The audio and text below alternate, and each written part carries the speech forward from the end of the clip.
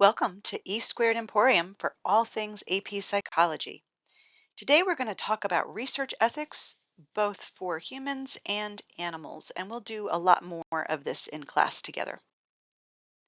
So, the way that we remember what is necessary for ethics for all humans is CARDUD, CAARDUD, CARDUD. Consent, assent, anonymity, the right to withdraw, deception, undue stress, and debriefing. And now we're going to go through each one of those separately. So, informed consent. You need to inform participants the nature of the study. Today, we will be studying this. They must agree to participate. You have to give them permission to withdraw at any time. And that can be frustrating, right? You spent 10 years on this study and now they don't want their data to be used. And you have to agree with informed consent. And then the data could just be removed at the end. And this is important because we're going to learn about a lot of studies where we did not have informed consent, and it was not common until the 1960s. And so we'll see what happens when we didn't have informed consent, but now you have to. Again, covert observations, which we already discussed, they do not have to have informed consent. That's the only case. You do have to go to an ethics committee for approval. So if you're doing research with a gang, cult, prisoners, etc., it would blow your cover to ask for informed consent. They would probably not like it and it would not go well. So you go to a committee, an ethics committee for that. Informed assent with an A is an agreement for someone who is not of legal age. Typically, we say 16 and under. So people who are underage, specifically children, they are not capable of giving informed consent, but they can give their assent. Now, prior ethical guidelines did not cover this. We are going to see a lot of studies where they used orphans and nobody gave consent. There was no one to consent.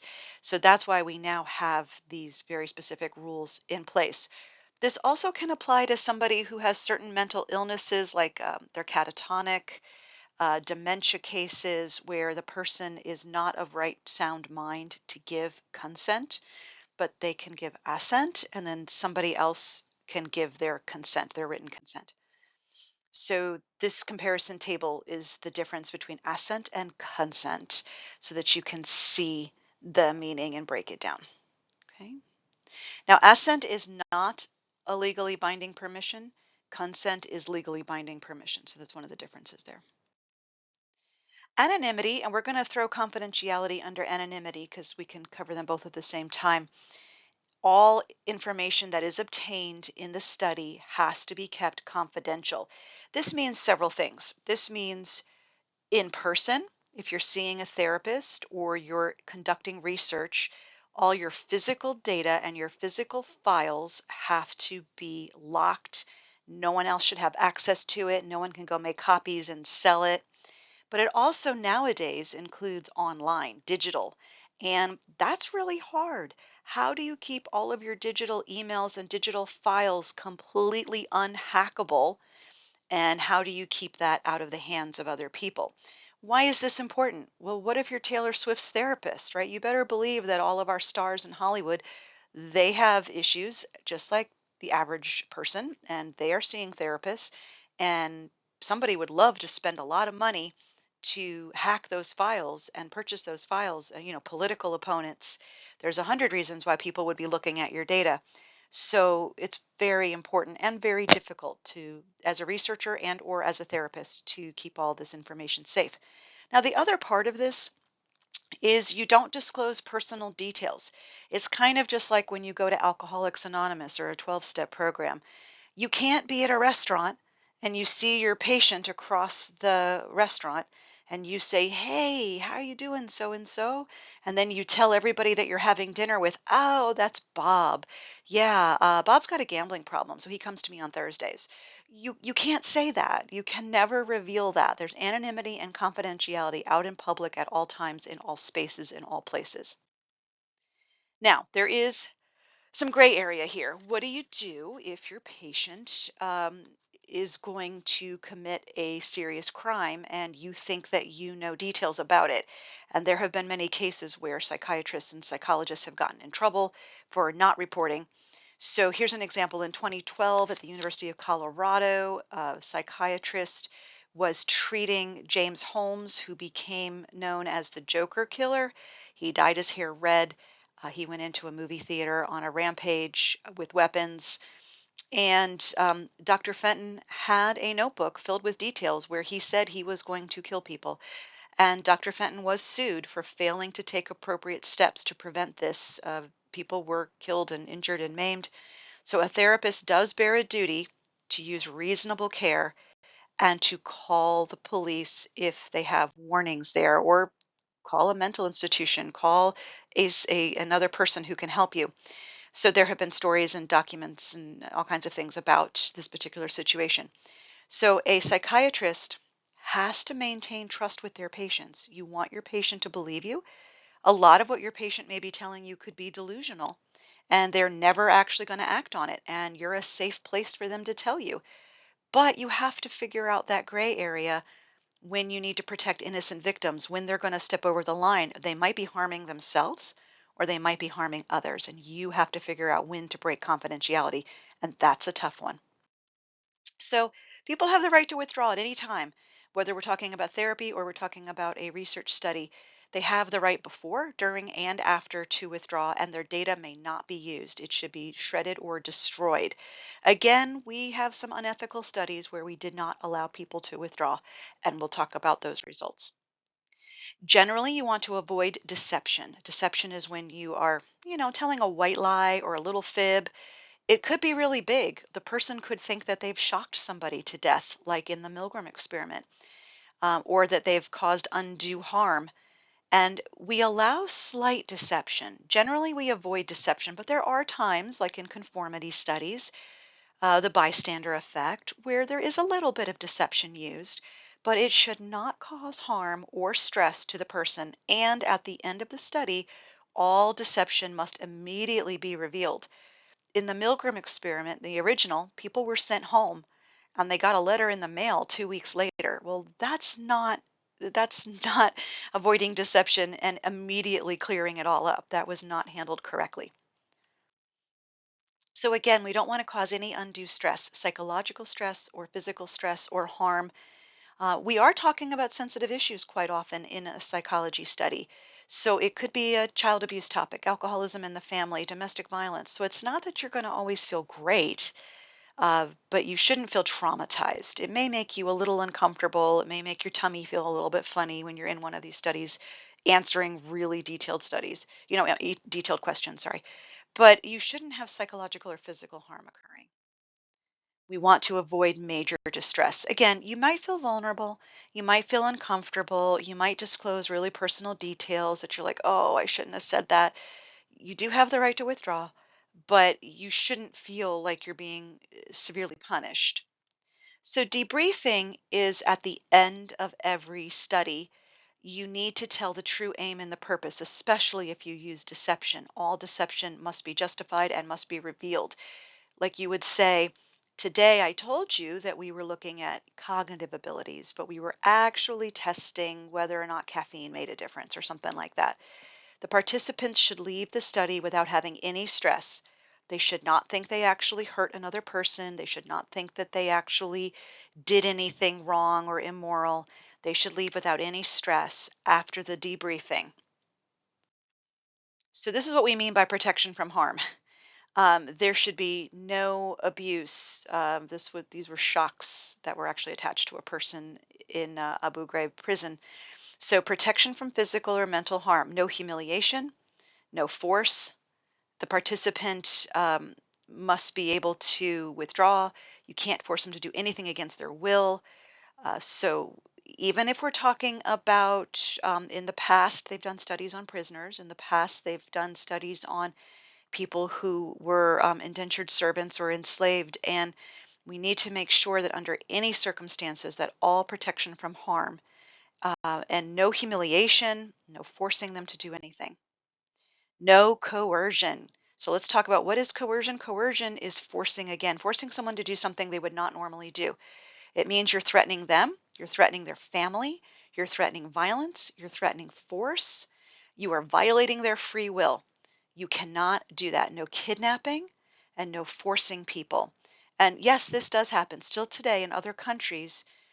There are cases of people who are kidnapped and then forced to participate in various experiments, and it does go against all international ethical committees. So we want to make sure that we're not using coercion at any time. So the IRB, the Institutional Review Board, IRB, they have a review process. You won't have to know all the details of their review process. But all institutions that conduct research, which is usually your major universities, they have to go through the IRB, and they have to ensure the safety of human participants. And the IRB has to give their approval before you conduct the study. This is what I'm going to study. This is how I'm going to select my population. This is what we're going to do. This is how I'm going to debrief them. They have to give approval before you begin. The APA, the American Psychological Association, is obviously going to oversee and report on a lot of research, and they have specifically designed the criteria or the ethics that must be followed. So we follow the APA both for therapists, if you're seeing patients in a private practice, but the APA also has ethics and guidelines for if you are conducting a research study. And those are the ethics that we're discussing here. Those are the ethics that we're talking about. The NRA, not that NRA, this is the National Research Act, which was passed by Congress in 1974, right after the findings of the Tuskegee study became publicly known. And we'll talk about that study and how unethical that study was. So Congress passed a law that says that authorized federal agencies have regulations to protect all humans. And over the years, these regulations have been updated to be more current. So, in a few minutes, you're going to practice some of the human ethical principles. Give it a try, see how you do. There's one or two of these that might be a little tricky, and if they're tricky, we can, bring your questions to class. You're going to go to apa.org/ethics/code, and you're going to find all of these. There is like a Dewey Decimal number, so where it's located, it would be like GR.7 is the location. And then what does it actually say? Put it in your own words. You may also find multiple answers that would answer this, like informed consent is listed in about 3 places.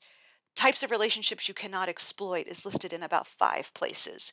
So there's no one correct answer, just find one of them and bring it to class so that we can talk about it next class. But before you do that, let's just briefly talk about animal research and animal ethics, and we will talk more about this in class as well. So it is also governed by the APA, all animal research, all animal subjects must be treated humanely. There's a lot of debate about what humanely means. The risks must be balanced by potential benefits. So there's 3 R's in animal research. We want to reduce the number of animals that are used. If you could do your study on 5 rats, then you don't need to do your study on 500 rats. There's no reason, because we are going to probably have to kill every animal at the end of the study. So better to only use 5 than 500 if you can. We're going to refine the test to cause the animals less stress. And do you even have to use animals? And that's replacing animals with other methods. And nowadays we have so many other methods that animal testing is really outmoded and outdated, and more universities are replacing it. If you're going to use animals, these are the main principles you have to follow. Proper transportation. If you're bringing them back and forth by truck, it has to be ventilated, it has to be air conditioned, and so forth. You have to make sure that your study is relevant to human or animal health. Is there a reason why you're doing this study? Do you need to keep doing this study? Have we already proven this study? Will your study benefit other animals? Will your study benefit other humans? Sometimes there is not a direct correlation between what's done on a rat and how it relates to a human. Do you have the proper species? Like, are you testing sheep when it should be done on pigs? And do you have the proper numbers? Do you need 5? Do you need 500? You need to avoid pain and distress. You need to use anesthesia. So in all cases, we need to use anesthesia and avoid distress and pain. Now, when you see the pictures and when you see the videos, they do seem to be in distress. Not 100% sure about pain. They are supposed to use anesthesia, but like some of the monkeys do look like they're kind of distressed. You need a painless death. So again, in order for us to analyze liver function, kidney function, brain function, we are going to have to euthanize. and then autopsy in order to see if it made a difference, but that death should be painless. Proper husbandry. Husbandry is not about being a husband. Proper husbandry is how you take care of livestock and how you take care of animals, and you need to be properly trained. So all researchers have to be properly trained. So the ACUC, Animal Care and Use Committee, is mandated by federal law. It oversees any university animal care program. They have the right to go into your facilities, your labs. They have the right to look at your procedures, to look at your faculty.